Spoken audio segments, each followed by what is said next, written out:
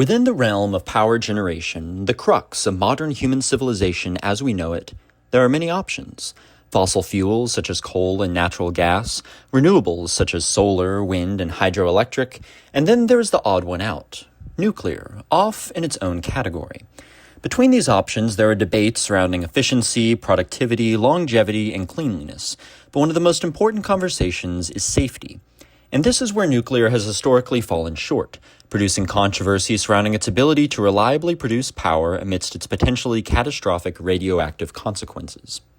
The controversy is specifically contained as a result of two major disasters, Chernobyl in 1986 and Fukushima in 2011, totaling upwards of 60,000 long-term deaths as a result of radioactive poisoning. This brings up the question, is nuclear power a safe and efficient method of power production? Furthermore, what went wrong within these disasters? Can we prevent these issues?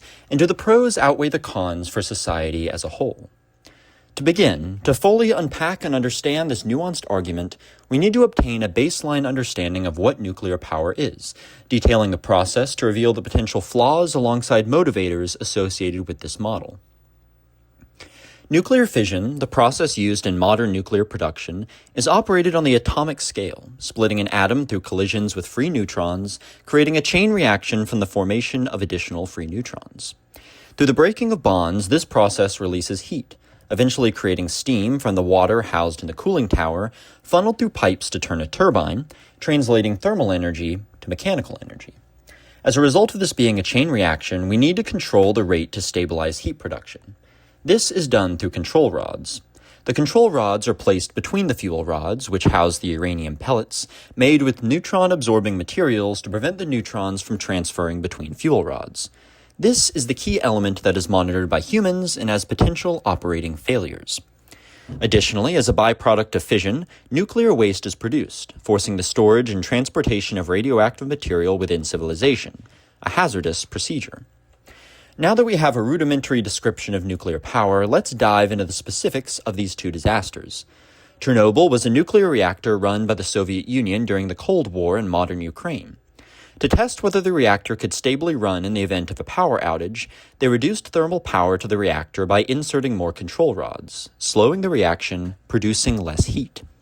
But in this process, as a result of the stresses of the Cold War, the Soviet Union's power grid was unstable, causing them to cut off the reactor's decline of thermal power to produce electricity for the country.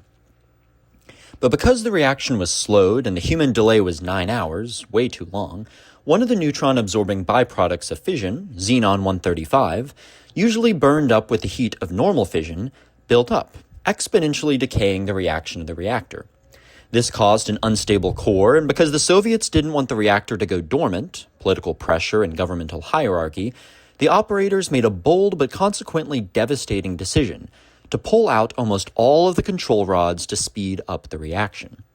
However, on seeing abnormal, uncharacteristic behavior, they panicked and inserted all of the graphite-tipped control rods back into the reactor. As a result of the rods being graphite-tipped, another design flaw, it actually sped up the reaction initially, causing the reactor to burst and radiation to spread devastating distances. Between this whole dilemma, the core principle is that the problem in this instance wasn't the actual reactor, but the human error presented through political pressure and desperation. Fukushima was no different. In this case, it was another design flaw where the backup power generators were placed in floodable locations, although it was coastal, not prepared for a tsunami. In 2011, a magnitude 9.0 earthquake hit Japan, and the reactor reacted accordingly, shutting down the fission reaction. But the reactor still needed cooling power since the fuel still produces decay heat. When the tsunami hit, it flooded the power generators, causing the plant to overheat and eventually melt down. As a result of these two disasters, perspectives have shifted, creating a polarizing predicament regarding the future use of nuclear power within society. But as a general power source within a technologically developed modern society, how does nuclear stack up? As mentioned at the beginning, two of the largest debates surrounding power producers are productivity and cleanliness, two areas where nuclear tops the leaderboard. In a world plagued by the intensifying consequences of climate change, shifts to lower carbon-emitting options are becoming a priority, nuclear being one among many other renewable options. But what makes nuclear special is that according to the U.S. Office of Nuclear Energy, nuclear power has the highest capacity factor, a measure of how productive the process is through time, making it 3 times more reliable than wind and solar plants. This makes an attractive pairing of productivity and cleanliness to benefit our environmental issues. However, as seen through the disasters, there are some risks but also some general drawbacks associated with the entire process of nuclear plant production and operation. The upfront cost of building a nuclear plant is immense, as according to the EIA, a recent U.S. nuclear power plant, Plant Vogtle, cost approximately $30 billion to construct, in comparison to solar farms averaging about $1 million. But nuclear makes up for it, as according to the U.S. Department of Energy, nuclear plants are able to run upwards of 80 years or longer with low operating costs, in contrast to renewables like solar lasting only 30 years according to the NREI, requiring immense amounts of land and maintenance for repairs. As a result of this nuanced argument, countries have taken spanning stances, with France relying heavily on nuclear, generating approximately 70% of its power, China investing heavily in nuclear, having built 57 reactors since 1991, in contrast with countries like Germany that have completely outlawed the production of nuclear power plants and shut down most of the existing ones. This highlights the influence factors such as political narratives and public opinion have on countries' execution of national policy. Beyond just power generation, one beneficial utilization that has emerged for nuclear power is for scientific research, highlighted by our very own reactor here on Penn State University Park's campus, the Brazil reactor. It began construction in the 1950s as Penn State embraced the Atoms for Peace program, an initiative to promote peaceful use of nuclear technology. After World War II, there was intense controversy surrounding its use, and the program provided institutions with a way to shape how we view and research nuclear power. By 1955, the reactor was able to sustain a nuclear reaction, which established Penn State as a leader in nuclear research and education.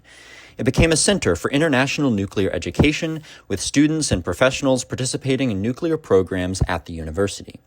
As nuclear power evolved alongside technology, the reactor switched from using uranium to a TRIGA design.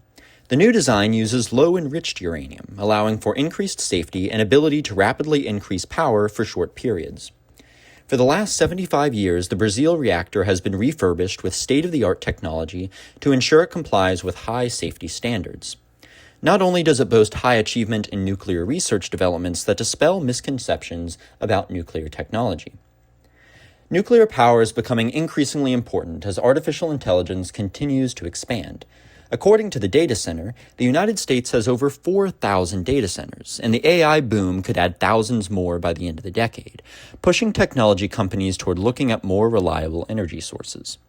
Microsoft has signed a long-term agreement with Constellation, the owner of 3 Mile Island, to power its Copilot data centers. Google has partnered with Kairos Power and plans to buy up to 500 megawatts of electricity for the next-generation reactors by the end of 2035. However, we are facing a giant crisis. AI demand grows on a 3 to 5 year cycle, but building nuclear plants takes close to a decade. But AI is helping nuclear power as well.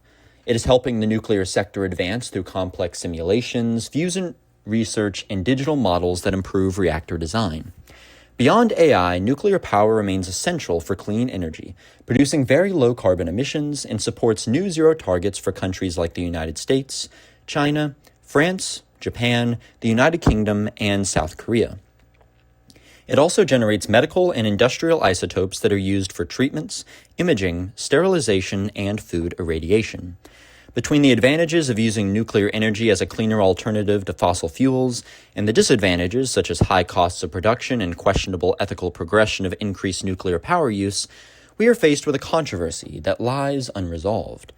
However, it is up to us to decide if the race toward carbon neutrality is dire enough to overlook the potential costs of using nuclear power.